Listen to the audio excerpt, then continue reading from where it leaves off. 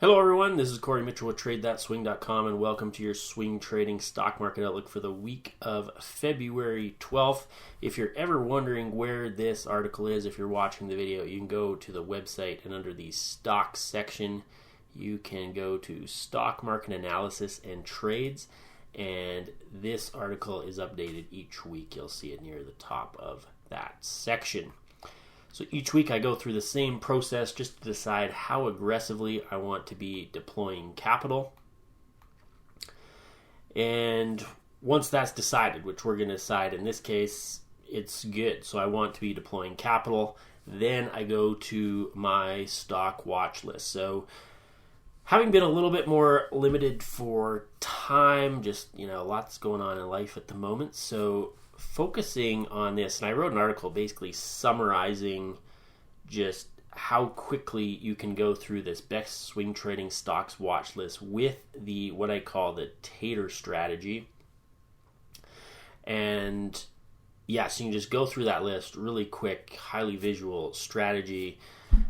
So that's covered in these lists. So that article includes the strategy as well as the list in a link, and then you can also check out this article, which just kind of goes through the whole process and gives a video breakdown of basically how you can go through those lists very quickly, even if you only have like 10 minutes a night or every couple nights. The current stock watch list I also updated. So this is stocks that are very close to forming actual triggers. The best swing trading stocks watch list is just stocks that have been very strong. So it's like ones we want to keep an eye on. The current stock watch list is a totally different scan, but it's looking for trades that are strong. But I have included a section on tater trades that are close to potentially forming a trigger or could form a trigger. It also includes chart patterns and also earnings plays, which is a new section I added to the Complete Method Swing Trading course. I'm always, if you get a course, you're not just limited to that. I'm always adding new content to them, and as people ask questions, and over time I find better ways of doing things, and so I keep updating and upgrading those courses, which then if you're a member of the course, you continue to get access to. So I've added an earnings play strategy, and they've been really great. We've had some explosive earnings lately, and there's some really strong movement following earnings. That list is pretty chunky in that we have lots to watch right now. So it's been going really good. So those are exciting. And then just some other lists here you could check out for some potential trade ideas. But these are the main ones I'm watching for. They're my current watch list. So let's get into how the indices are doing. Look at several different indices. Let's just pull up the chart here. So we have the NASDAQ 100, we have the NYSE Composite, we have the S&P 500, the Russell 2000, and the Canadian Index, and then we have Bitcoin in here. So NASDAQ, looking at major, a little bit more technology-focused, big companies.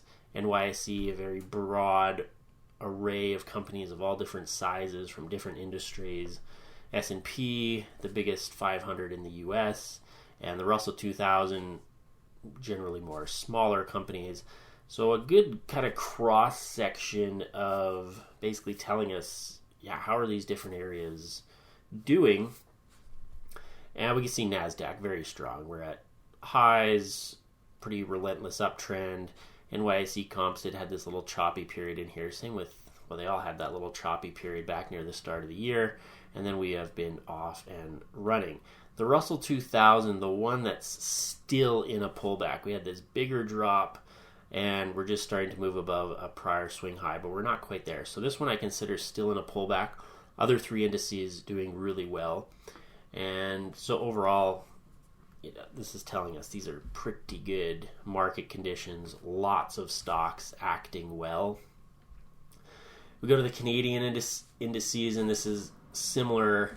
The Canadian index is a little more focused on like energy, mining, a little more commodity based, so it's kind of a different cross section as well as some of these other indices, but it's in a pretty strong uptrend, getting a little bit choppy here, but still making overall progress higher.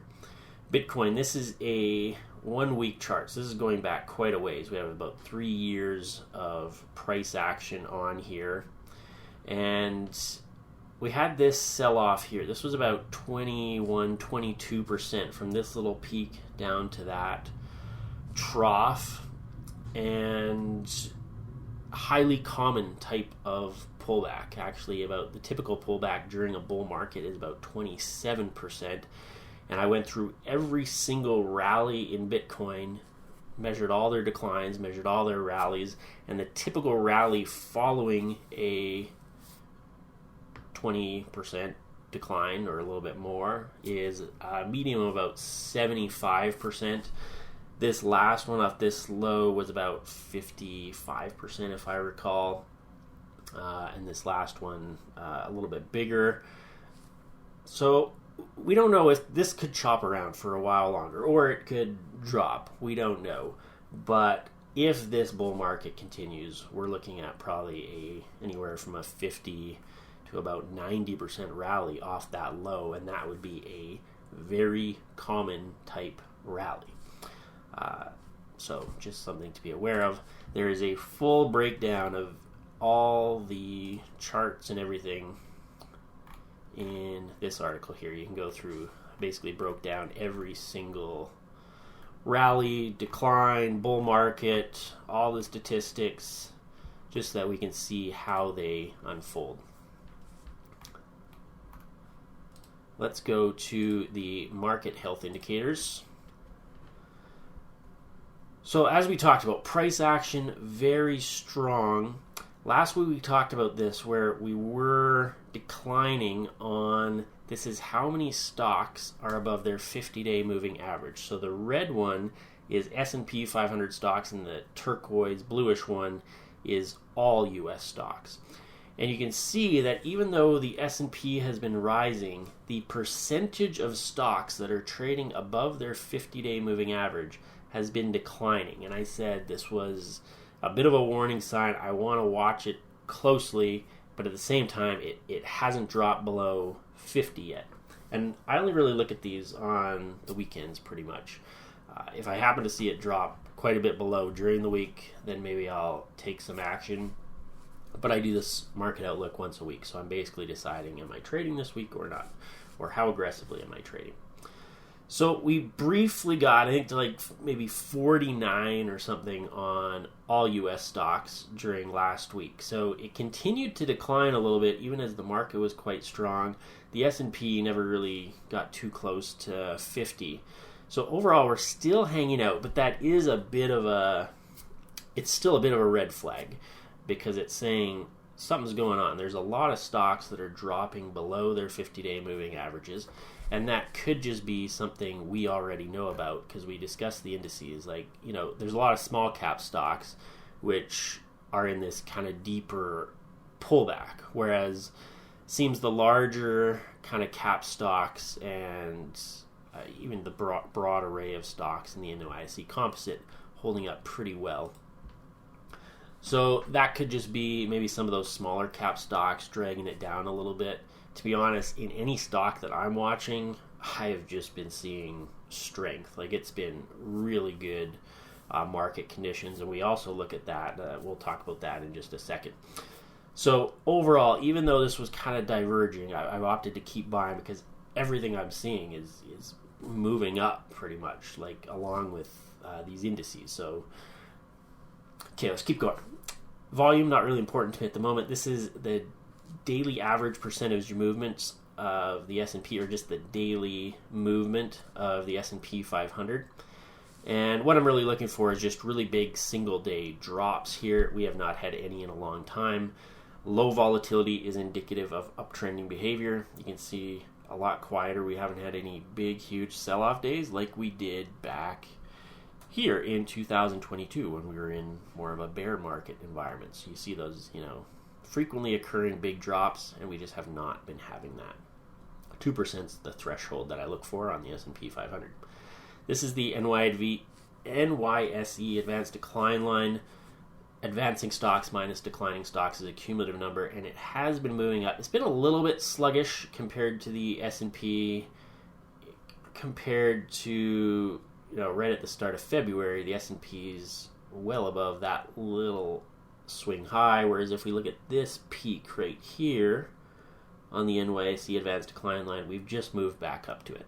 So it's a little bit sluggish, a little bit lagging, but I don't see any major divergence here which would indicate that the S&P 500 is telling us something different than what we might notice in our own portfolio, which is really what we're after, because we might not be trading S&P 500 stocks. We might be trading, we might have some small caps, we might have some stocks from different industries and different sectors. So we kind of want to know what the average stock is doing as well as what the indices are doing.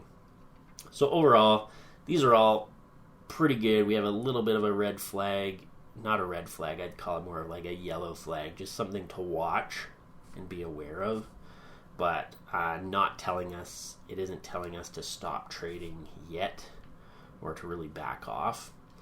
And then this final one is up volume divided by total volume, and there's nothing going on here. What we're really looking for is really huge upside volume where almost all the volume that occurs in the day occurred in uptrending stocks, or all the volume or most of the volume occurred in stocks that moved to the downside, and we haven't had any. So that's basically these black lines, and we haven't had anything really close to those in a while. So basically a neutral, nothing going on there.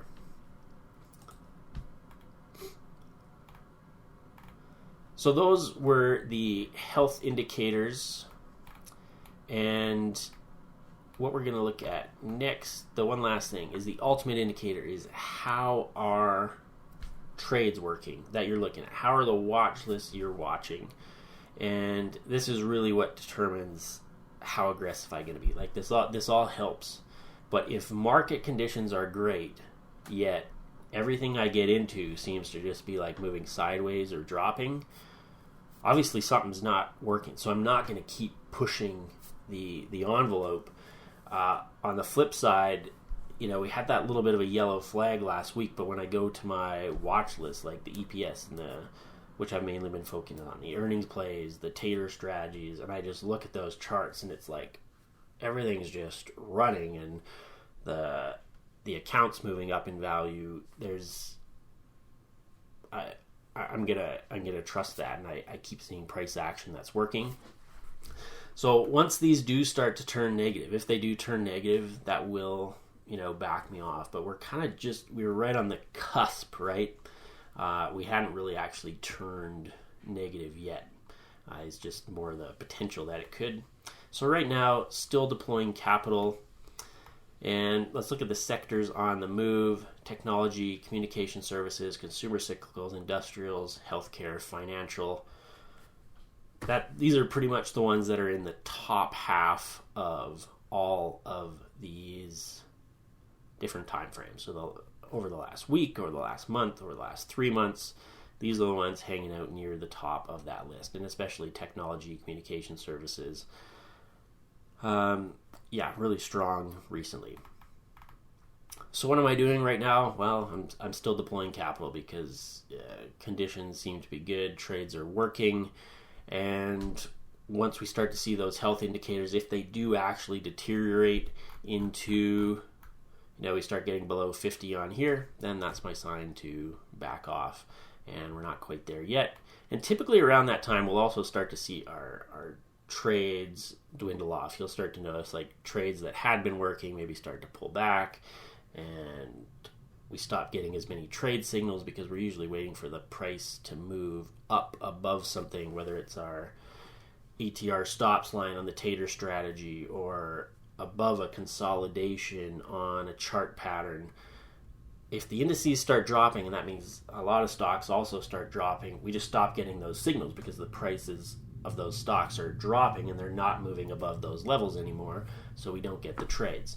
I'm not seeing that. Things are still triggering and they're still acting well after they're triggering. So as long as that keeps happening, we're going to keep deploying trades as long as the health indicators are good.